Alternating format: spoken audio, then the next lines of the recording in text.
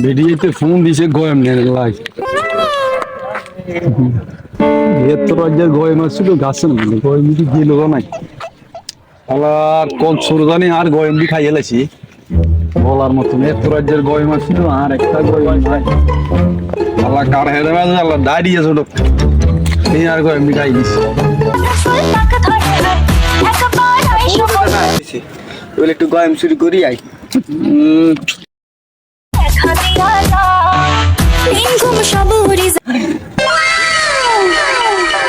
আরে সালা গয়ম তো দেখে গেছিলাম মানে খাইছিলাম তখন কি এর মধ্যে গয়ম গুলো শেষ হয়ে গেছে আরে সালা